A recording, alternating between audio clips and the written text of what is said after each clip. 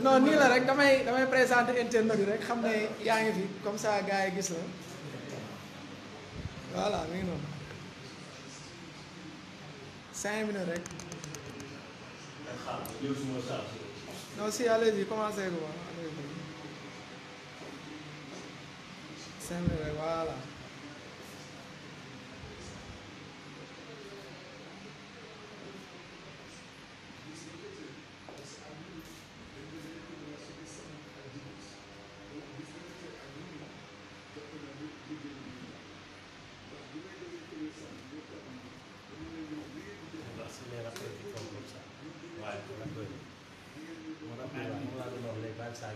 chaque jour day def live di saaga kan la ma doon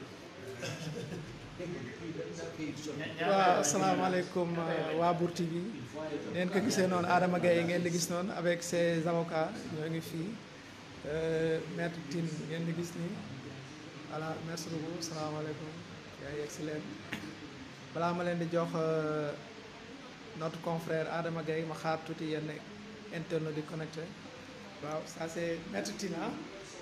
maa ngi leen di nuyu di leen sant di leen jaajëfal ci dara. waaw d'accord ñoo libéré maître ñoo libéré le confrère Adama Gaye maître.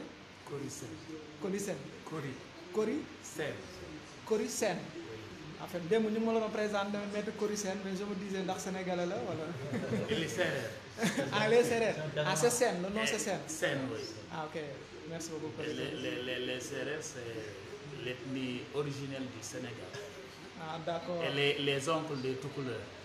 non ñun ñooy seen buur. non ñun seen nijaay lañ. c'est historique c'est reconnu. ah ñu ngi ziar di nuyoo kii internautes yi yëpp. di leen jaajëfal. ok waaw merci beaucoup kooku mooy maître Sène kii mooy maître Khoureyssi Ba moom ngeen di gis moom it il est souvent sur Facebook di présenter évolution dossier maître Khoureyssi. waaw salaamaaleykum. waaleykum salaam wa rahmatulah jaajëf. bon damay préciser rek ñun libéré wuñu Adama ñi ko fa dugaloon ñoo ko génnee. mais dans tout ça defe naa yàlla mi seetaan lii yëpp nangu ko dogal ko moom moo dogal ko si génn bi quoi. on a eu un rôle tout à fait marginal. ñu liggéey rek lañ def waaw dañu sabab rek la yàlla mooy borom bi daal moo am ndam bi moo am ndam. d'accord nee na du si ñoom xam naa par modestie rek la ko waxee léegi nag ki waral coole mi ngi nii maître mooy Adama Gaye maa ngi naan maître rek xam naa avocat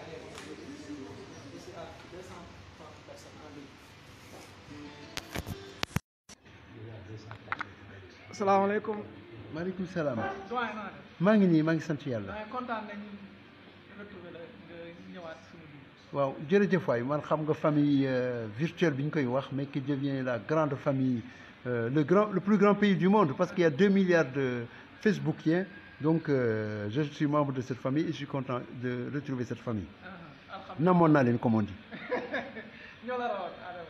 merci beaucoup. Ok. mais ba avant ma sori quand même nga may ma wax dara sama avocat yi c'est par modestie qu'ils n'ont pas voulu dire le rôle crucial bi nga xam ne moom lay joué dégg nga mosuñu toog benn yoon à la fois pour agir en frère mais surtout agir d'abord en professionnel en militant de la démocratie que ce soit Khoureyssi, que ce soit Mamadou Cory Sène, ami de longue date d'enfance, que ce soit Maître Abdoulaye Tine, qui est mon avis, l'avocat de Paris jusqu'à Dakar sur de grands procès, que ce soit Cheikh Ahmed Ndiaye, que ce soit Seydou Diagne, Ndeye Koumba Diop, Maître Senghor, Maître Ka, Maître Soumaré, Souleymane Soumaré, Aïcha Diallo, tous ces avocats ont été remarquables. Donc je tiens à les saluer pour ce travail boo xam ne dañ ko def et ça fait honneur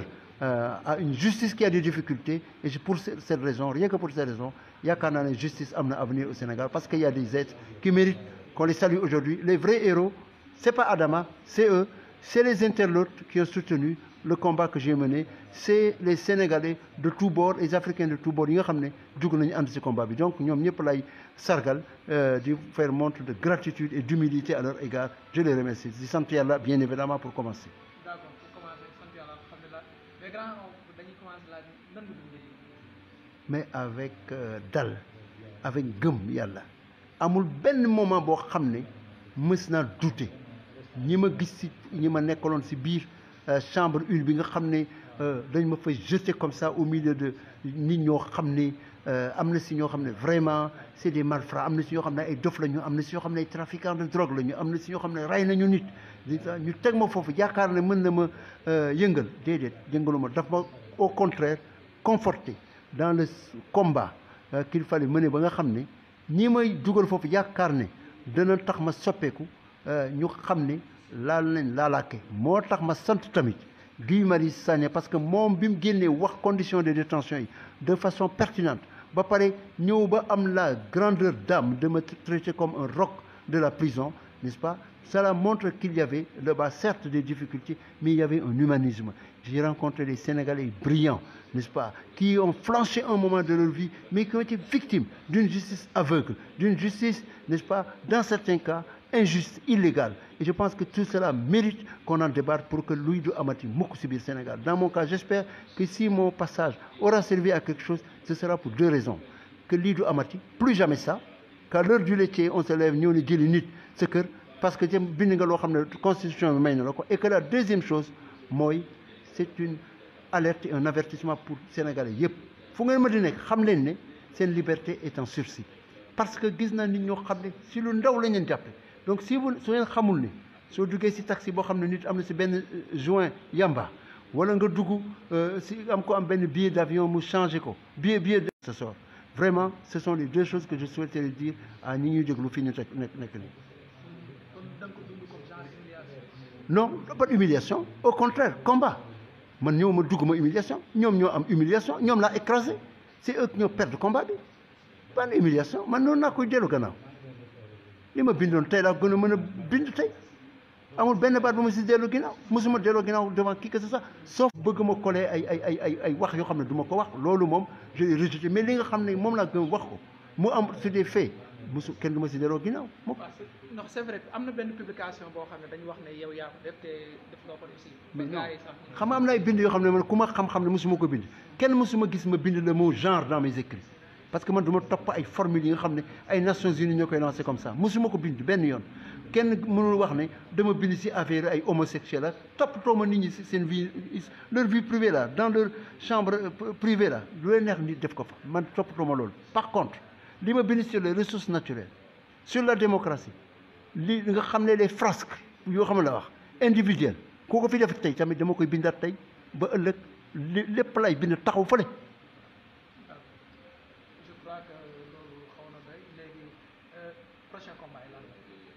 Ah pour le moment nag xam nga li ma wax dama bëggoon a wax ak sa mbokk yi remercier leen moo tax dégg nga mais mënuma commencer wax prochain combat bàyyil ba ma dal tuuti ba ma gis samay kilifa gis sama avocat yi gis sama mbokk yi xam nga gis leen yéen xam na waxtaan ak yéen dégg nga nañ def ndànk moo gën dégg nga chaque jour suffit sa peine dégg nga jërëjëf ah voilà. waa kay c'est nous qui vous remercions kon mbokk internautes yi gis ngeen ko Adama Gaye moo nekk noonu ak ses avocats ñu génnee ko mu ngi nii toog kon loolu nga xam ne moo leen leen indiloon tey ci Bour TV xanaa di leen jox rendez-vous très prochainement incha allah waa kay merci beaucoup.